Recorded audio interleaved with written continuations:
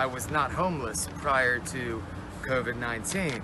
I actually managed a nightclub, and that was my entire life for 8 years. COVID happened, everything got shut down. I lost my job and had to live off of my savings. Once it didn't go away for a few months, I was out of everything and every resource, and I couldn't really do anything and ended up homeless.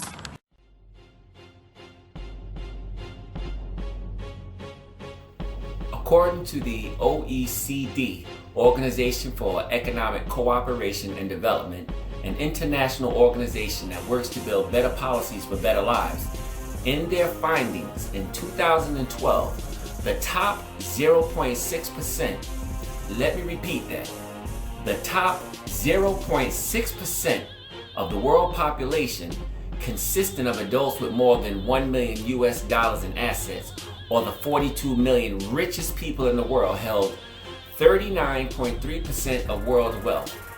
The next 4.4%, 311 million people, held 32.3% of world wealth.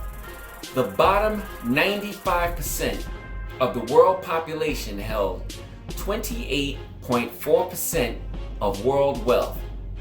Now, if money fell from trees, we would all be rich, agreed? But if it did, the value of the dollar would be so low, it wouldn't be worth having, and something else would take its place to be of value. At some point, again, there would be your 0.6%, your 4.4%, and your 95%. We would all love to have accessible money to cover all our expenses and then some, but then there's a return to reality.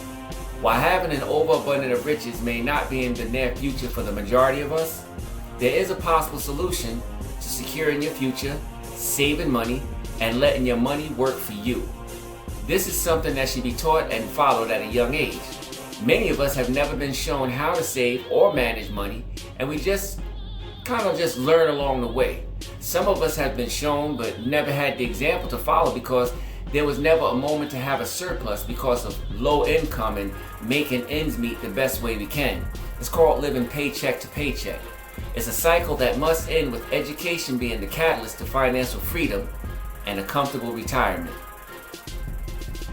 In this segment, we'll listen in to those who participated in our interview and find out if they have ever been taught how to save and manage money at a young age, and discuss some possibilities of how to save, manage your money, create generational wealth, and also discuss the benefits of having a financial advisor. Formally, no, not at all. You just learn these things best way you can. I definitely didn't learn it growing up in my family. It's hard to budget and save when you're on a fixed income or a low income. So that's not something that I learned growing up at all. And the answer is no. I was not taught how to do those things. I had to learn through trial and error. And some of those trials that I went through were very painful. I actually, when I was in my 20s, had a house foreclosed, and I also went bankrupt. It was devastating to me. I felt very shameful about it, but I learned how to budget money as a result. I learned not to spend over my means. I learned how to save, to put away for a rainy day, so that when I was my age now, I would have money to retire and I would be able to pay my bills and pay off my house. I think it's a very important skill to learn. I also might add that I have a financial consultant, and I started working with him in my early 30s, and he has been invaluable to me. No. See, when it comes to money, like, how they manage money is different from how I manage money. Like, I don't know. I guess when it comes to like food and stuff like that, that's what you need. You know, as a mother, you just need to like take care of your kids first. You know what I'm saying? Right. But as a kid, it's different. Like we get money, we want to spend it. You know what I'm saying? Immediately. So I guess we got to start from when you're young. You know what I'm saying? No, I have not been trained on how to properly save and budget money effectively without having to use the money? Personally, I have not, but I think it's in a culture that I came from, which is Eastern Asia. We are taught to save money and don't spend them all at once. So personally,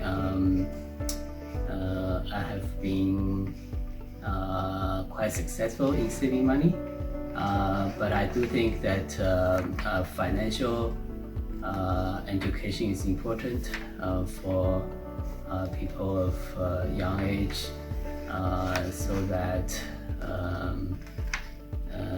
if they can get education in how to save money and even doing investment at a young age, this will certainly help to alleviate the financial the financial burden that they might encounter, especially at this difficult time. I was taught to save. Now, balancing the budget has always been hard for me. It's something I'm working towards, though. I've been getting help with it, and I've been getting better. My mom did, but it was a struggle. So it's like you save and then you spend. No, I'm kidding. Yes, I have. Yes, I have. Yes. I was, but I will be honest, I think it should have been done more. I think kids should be taught more, even like the law of attraction or the greatest secret. If you, is it Dale Carnegie or what is that guy's name? One of the things that they teach you in like the law of attraction and speaking the great I ams and stuff is save 10% of it, all of your income. And I don't think they teach that enough to kids. I think we learn a basic math, a basic banking, how to write a check. But if you actually teach children the value, starting small, about making an allowance and putting 10% away, or getting a job and putting 20% away, or something, if we teach it and implement it, starting in our own homes when our children are small, I think it's so important. You hear so many people today are living paycheck to paycheck to paycheck. Some people hit bad times, but I think we can help more younger people or to start at a younger age on how to appropriately do banking and how to save money. I think that's a great idea for kids, more than what the schools are already implementing. Yes, at a very young age from my parents. No, I have not. I'm working on it. I feel like it's something that people should probably learn a lot younger because it would have came in handy for me. And I know it will definitely come in handy for other people because it's something that you actually need to know how to do. How much money do you have in your savings or checking account? Is it enough to last for 6 months of taking care of all your expenses? Or is it enough to cover this week's bills and enough gas money to make it to the next payday? Don't worry about it. You're not alone. But you should be worried about how you are managing your financial future. Sometimes, when hearing a language you're not used to, it can sometimes be discouraging, and often we tend to lose focus on the message altogether. When that language is providing a service that is vital to our personal economic growth, it becomes a dialect we must tune our ears to and learn of its culture. Let's listen in to the advice of a financial consultant and see if smart ways to save, invest, and the growth of our finances is a language we can all speak. If you just tell us a little bit about yourself, that would be great. Absolutely. Well, I started working in the financial services industry when I was 18 years old. Like most people, I had absolutely no experience with money. I knew people were in my own personal family and people that I know were struggling financially. I came out of high school not understanding how to have a budget, how to manage my money, how to work with a checking account and a bank account. I had absolutely no clue. So I felt one of the best ways for me to learn and to get educated and become successful in the money game was to get into the financial services business. And so that's what I did when I was 18 years old. And I made it a mission of mine to learn everything that I could learn to become not only successful financially, but also to help other people do the same thing. And that's what we've been doing now for the last 25 years. Okay, that sounds great. And that's exactly what we're looking for. We always try to be out there to help and support, others' ideas and their dreams of, having retirement plans and everything else that's out there. So I want to ask, when we have income, the question is, how do we save money? We could say some of us would take money, put it up under a mattress. Some of us take money and put it inside of a bottle or a jar. And I guess it does. I mean, it's not gaining any type of interest in anything like that. What do you have to say for that? I think educating yourself and knowing where to properly invest and save your money and what goals that you have for that money is a key thing. To just save and not have an end in mind of what you're saving for sometimes could be counterproductive, because when you don't have that goal, a lot of people, what they do is they get on a put and take program. They put it in, they take it out. They put it in, take it out, and they never see long-term success. So if you have a goal and you have a game plan to get to that goal through investing, through savings, then you're going to be more successful financially in terms of saving money. Okay, right. And we just as you were just saying, the get put in and take out, put in, take out. And I guess you can't really budget like that. No. And how would you budget money from something that you're not being able to take in and take out? Where does that start? Well, I think one, you have to really analyze where your money is going. So having a strong budget, and there's a lot of different things out there that you could use to have like a template as how to create a successful budget. I like to look at a goal right off the bat to try to save 10% of your money. If you could save 10% of your money, you can be successful long term. It's a little bit of money over a long period of time that makes somebody successful. But there's big things that stand in people's way of achieving that 10% goal. The biggest one is debt. So really analyzing where your money's going, how much money is going out towards debt, and then having a game plan to get yourself out of debt first, and then continue to save as you're doing that is a key to success in terms of budgeting and long-term savings. Okay. Now, when you said the 10%, I've heard of something called the 50-30-20 rule. Yes. What exactly is that? The 50-30-20 rule is a rule that was created by Elizabeth Warren in a book that she wrote. And really what it is, it's saying that you should have 50% of your money should go towards your needs, 30% should go towards your wants, and 20% goes towards your savings. Very difficult to start off on that game plan. And that's of your net income.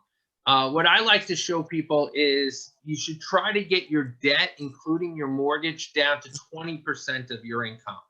So if 20% of your income is going out towards your debt, that's your car payments, that's your mortgage payments. That's the ultimate goal of what you want to have as housing and debt payments. 10% should be savings. 10% people give money away. They have charities, they have churches, they have people that, Christmases, birthdays, holidays, you should average 10% of that money going out in terms of giving. You should have money there. About 35% you should try to live off of. So 35% of your net income, I feel what I've seen with clients have been successful, have used that as their livable, the income that they're living off of there. Okay.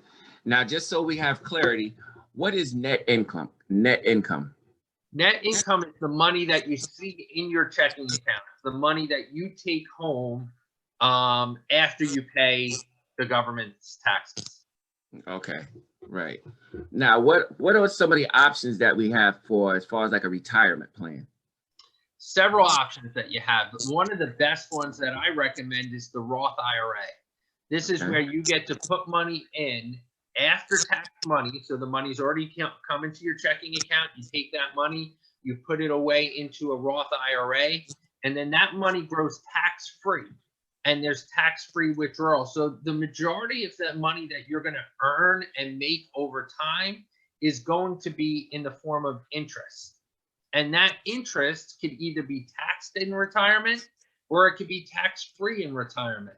So having tax-free income in retirement is a tremendous value and is an added benefit to having a successful retirement. So that's what the Roth IRA does. You could also do a traditional IRA. A traditional IRA allows you to save money and defer those taxes. So you don't pay any money on the growth until you take out the money. What I highly recommend is investing in your company's 401k plan if they match. So if the company matches in the 401k, that is like free money. The company is giving you a raise, an incentive for you to save money on a monthly basis. So I would take advantage of the company 401k plan with the match. If they don't match or you don't have a 401k plan, I would do the Roth IRA and use that as your tool for retirement. Okay, so is it pretty much easy to say that if you're working at a company or a job or something like that, and there's no retirement plan, no 401ks, no annuities or any Roth IRA, is it kind of hurting you? I mean, even though you're taking out for Social Security, but is it still hurting you?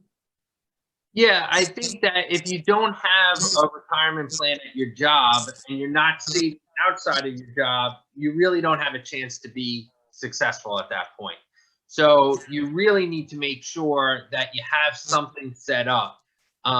If you have tax liabilities and you want to reduce your tax base, then use a traditional IRA or a 401k to do that. If you want to focus on tax-free income, that's what you would use the Roth IRA for. Okay. All right. Now is it now as far as we also talk about generational wealth, money that we sometimes we can have just money, but we want to pass it down. How do you build generational wealth, or what options are there to even start? Like, where do I go? What are the options like to start building generational wealth? Well, I think you can do that in two ways. One is to focus on building up a large enough nest egg that you can live off of the interest and dividends of that money and not touch the principal. So if you build up a nest egg of money, and then when you retire, you could just live off that interest and not touch that principal. Now that principal can be used for generational wealth and be passed down from one generation to the next. Another way to do that, because a lot of times you want to build generational wealth and you don't have the opportunity. We don't know the day we're going to die. We only know, that we're here for the moment right now. So we could do what we have to do in terms of saving and investing. But if we were to die too soon, before we accumulate that nest egg, what you do is you have an insurance policy to complete the plan.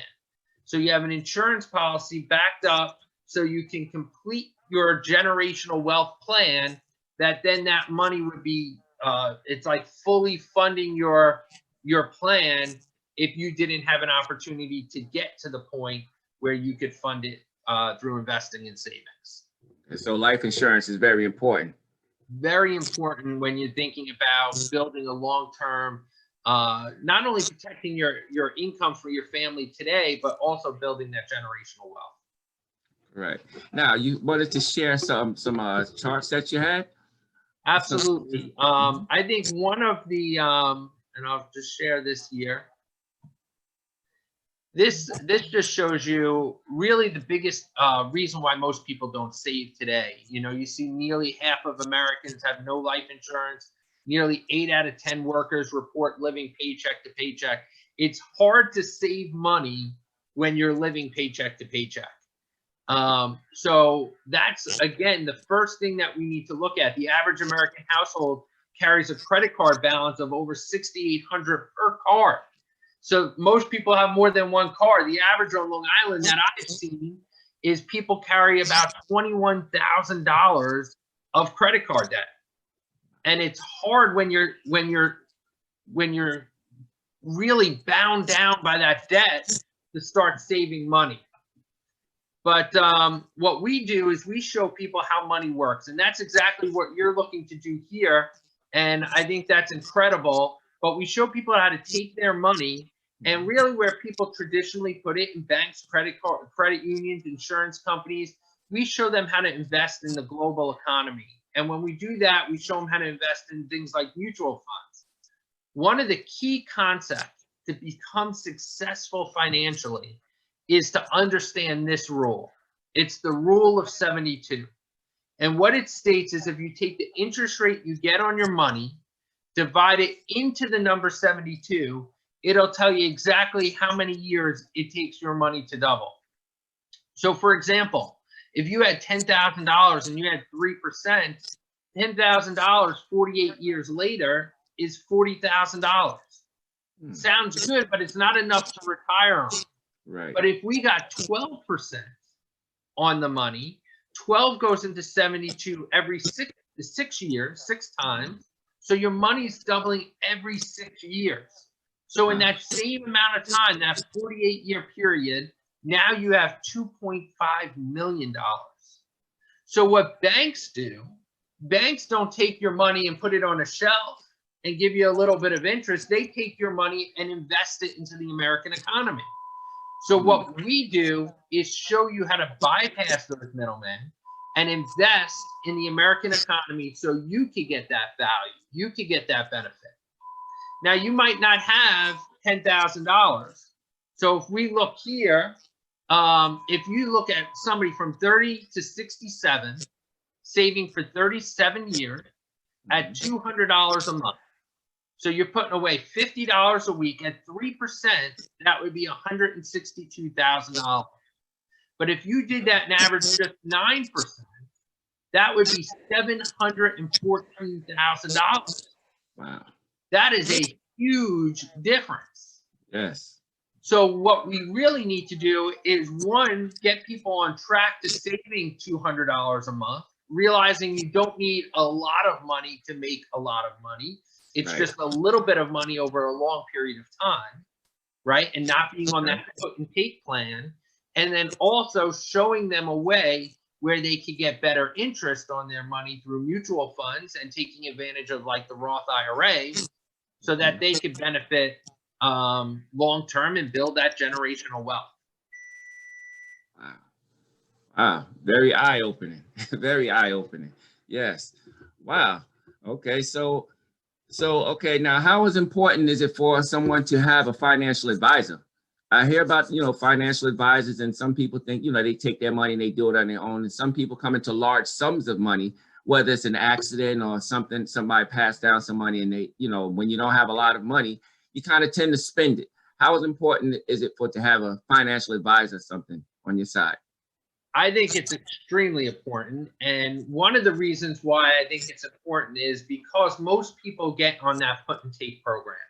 So to have another layer of protection, somebody there to encourage you, to coach you along, to let you know that you have a goal, a game plan, and an end in mind is so important. It's why you see professional golfers have coaches, right? They're professional golfers. They might not, they know what to do. They know what club to hit, but they have a coach that's there to encourage them, to give them motivation, to give them a goal, to give them a game plan, and to reinforce what they may or may not know to get them to hit their ultimate goal.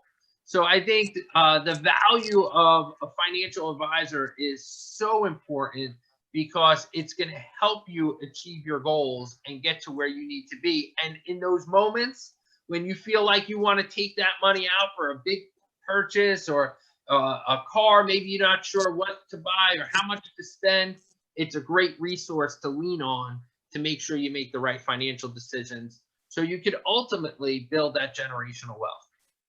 Wow. Thank you. Thank you. Thank you for your time, Ryan. How could, if somebody had more questions, any other questions, how could they contact you for any more information?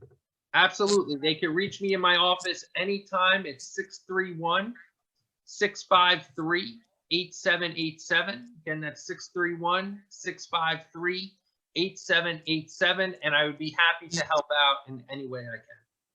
All right. Thank you, Ryan. Thank you for your time again. Thank you so much and enjoy the day. You too. Thank you so much. All right.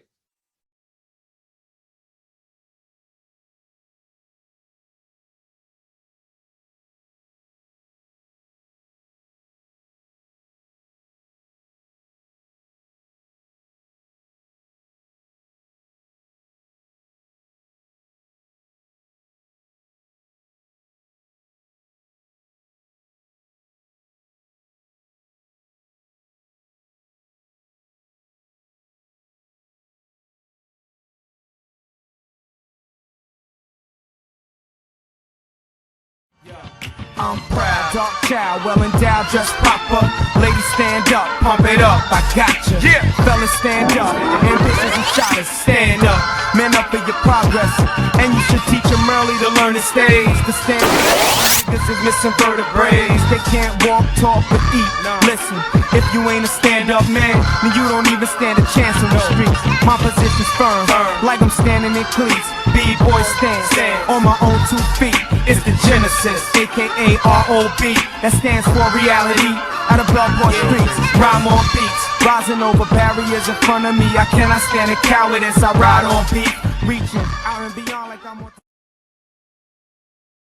Y'all be careful, watch everything. Like I always say, God bless you. And thank you so much. All praises are due to God. Thank you.